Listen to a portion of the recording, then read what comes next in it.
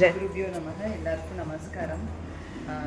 எல்லாரும் சொன்னாங்க, நீங்கள் கேட்டிருப்பீங்க, எங்கள் கூட வந்தவங்க எல்லாம் நான் வந்து வீடியோ பார்த்தேன், அது பார்த்தேன் எல்லாம். நான் ஒன்றுமே இல்லை, பிளைண்டாக வந்தேன். அண்ணா ரெக்கமெண்ட் பண்ணாங்க, வாங்க கோவிலுக்கு போகலான்னு. இந்த பேர் கூட எனக்கு நைனிஷ் அரண்யம் இது எதுவுமே தெரியாது. ஆனால் ரொம்ப த்ரில்டாக இருந்துச்சு.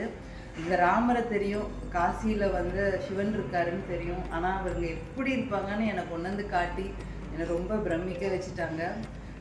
இவங்க எல்லாம் வந்து ரொம்ப தவத்தோட, அதாவது கண்டிப்பாக காசி விஸ்வநாதரை பார்க்கணும் அப்படிலாம் நிறைய பேர் அப்படி ப்ரேயர் பண்ணிட்டு வந்திருப்பாங்க. எனக்கு பாருங்கள் அதிர்ஷ்டம், இங்கே வந்து தான் நான் வந்து எல்லாமே தெரிஞ்சுக்கிட்டேன். இப்படி இருக்கும், இப்படி இருக்கும், இந்த கங்கை யார் இப்படி இருக்கும், இவ்வளோ இதெல்லாம் பண்ணுவாங்கன்னு. ரொம்ப என்னோட இந்த ஒரு 10 நாள் வந்து ரொம்ப த்ரில்லிங்காக இருந்துச்சு. ஒரு சொர்க்கத்தில் இருந்த மாதிரி இருந்துச்சு. எவ்ரி டைம் வந்து கோவிலுக்கு போகும்போது நான் சொர்க்கத்துக்கு வந்துட்டேன் மாதிரி அவங்கள்ட்ட சொல்லிகிட்டே தான் வந்தேன்.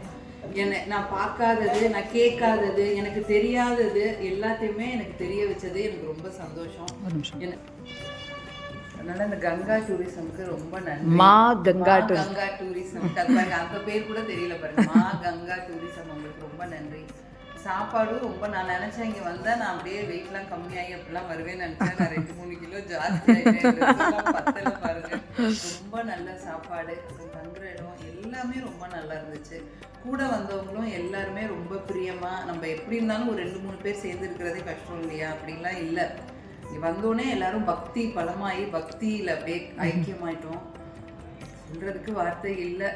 மேம், ராமருடைய தரிசனம், சக்கர தீர்த்தத்தில் ஸ்நானம் பண்ணீங்க.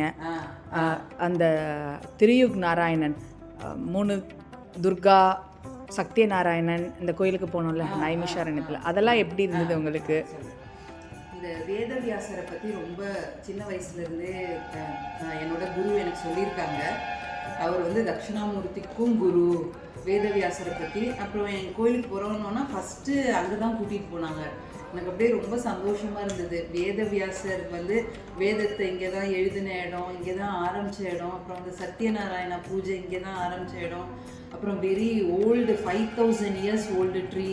அப்புறம் என்ன சொல்கிறது, அந்த சக்கர தீர்த்தத்தில் குளித்தது, என்னென்ன சொல்கிறது. அதே மாதிரி இந்த ராமர் கோவிலுக்கு போகும்போது இங்கே பாருங்களேன், ராமர் கோவிலுக்கு போனது வந்து எனக்கு ரொம்ப இருந்துச்சு. அப்படியே சொர்க்கலோகம் மாதிரி இருந்துச்சு அந்த ராமர் டெம்பிள்.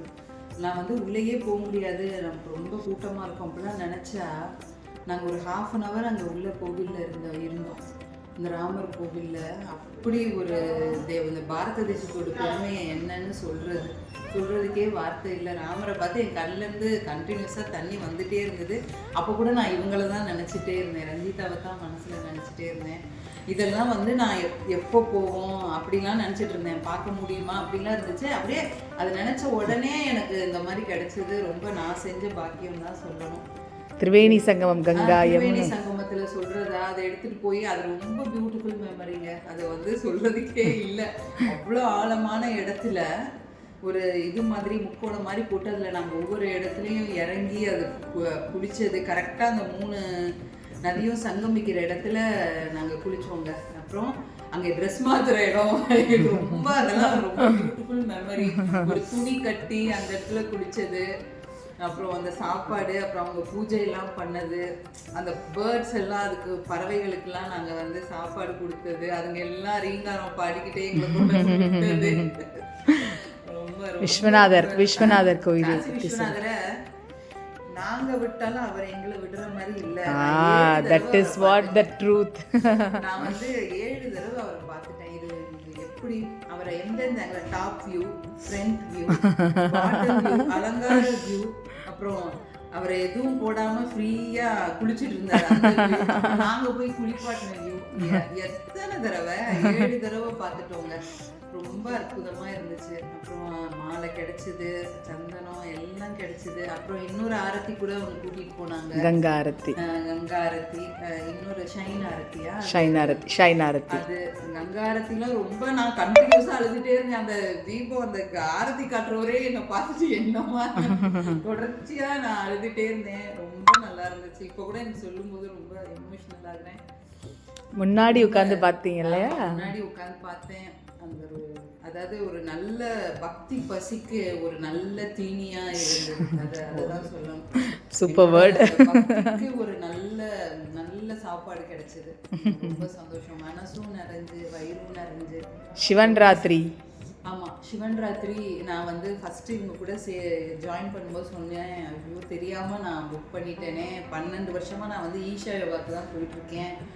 இந்த தடவை வந்து நைட்டு நம்ம என்ன பண்ணுறது, கோவிலுக்கு போக முடியாமல் போயிருமேன்னு பார்த்தா இவங்க வந்து புத்த விஹாரத்தில் கூட்டிகிட்டு வந்து அது ஒரு சொர்க்கம்.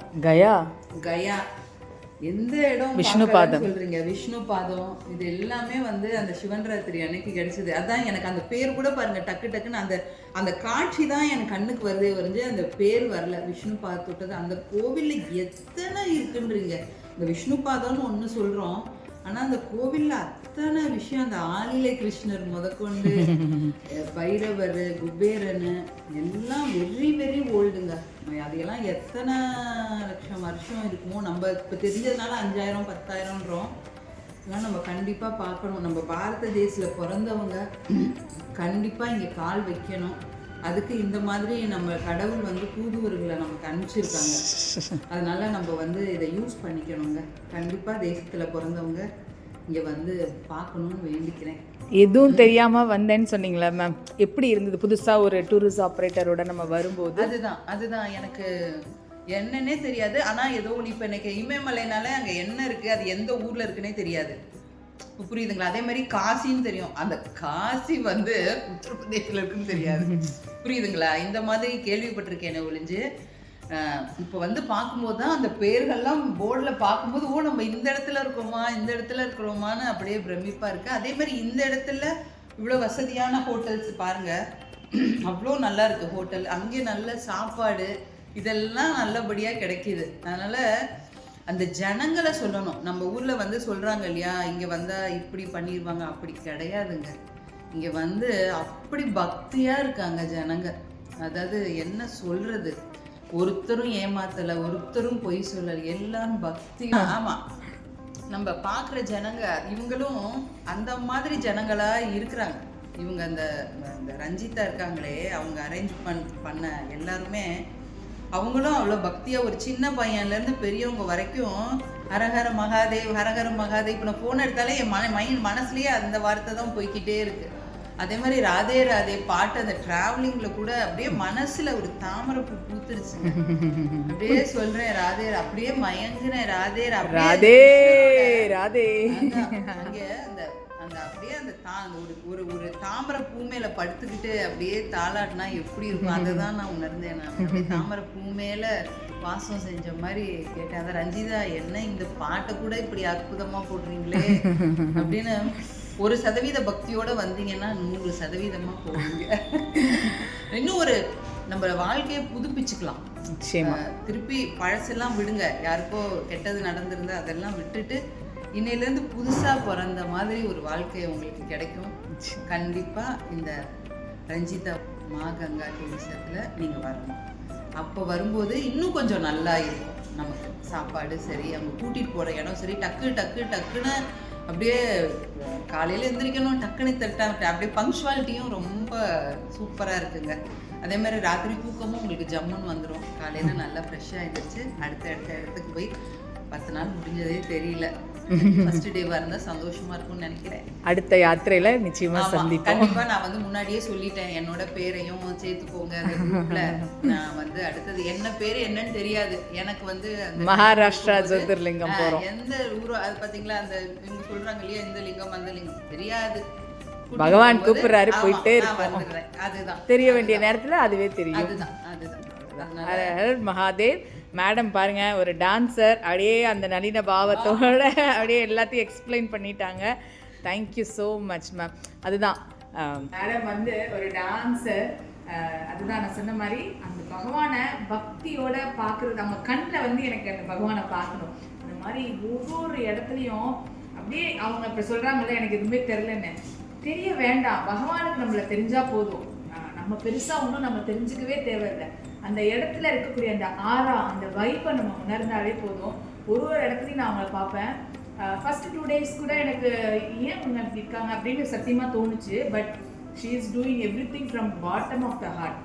எங்கே போனாலும் அப்படியே ஃபுல்லாக மூழ்கி, அதுதான் அவங்க தெரியலன்னு சொல்கிறாங்களே தவிர எங்கே போனாலும் அப்படியே உள்ள மூழ்கி அப்படியே அந்த கோவிலில் விஸ்வநாதர் கோயிலில் அவங்க உட்கார்ந்து அந்த விஸ்வநாதனை ரசித்த விதம். அதனால தான் பணம் எப்படி வேணாலும் நம்ம சம்பாதிக்கலாம். வாங்க, இந்த ஆப்பர்ச்சுனிட்டி நீங்கள் மிஸ் பண்ணாங்க. வாங்க, எத்தனை தடவை போகணும், வாங்க விஸ்வநாதர். யார் யார் விஸ்வநாதர் கோயிலுக்கு வரீங்க, யார் யார் விஸ்வநாதர் கோயிலுக்கு வரீங்க. I just keep calling and take them to the Vishwanathar. வந்து எல்லாருடைய கண்ணிலையும் என் அப்பனை நான் பார்த்தேன், என் ஈசனை பார்த்தேன். எல்லாரும் பரிபூர்ணமாக என்ஜாய் பண்ணாங்க. பிரதோஷத்தில் போனோம், இதில் சிவன் ராத்திரி அன்னைக்கு போய் கங்கையில் அப்படியே இவங்க விட்டா அப்படியே கங்கையோட கங்கையாக ஐக்கியமாக இருப்பாங்க. அந்த மாதிரி என்ஜாய் பண்ணாங்க. I feel so happy to take such a people into that divine place. நீங்களும் வாங்க, உங்களுக்காக நிறையா டிவோஷனல் பிளேசஸ் காத்துட்ருக்கு. உங்களுக்கு யாரோட கம்ஃபர்டபுளாக இருக்கோ ஜஸ்ட் கீப் ட்ராவல். அவ்வளோதான். ட்ராவல் பண்ணும்போது நம்மளுடைய மனசு மிகப்பெரிய விசாலமாகும், வாழ்க்கையை பார்க்குற விதமும் நிச்சயமாக மாறும். ஹர் மகாதேவ். காஷி காஷி காஷி, கங்கா கங்கா கங்கா, விஸ்வேஸ்வர விஸ்வேஸ்வர விஸ்வநாதா. குருவே சரணம் சரணம்.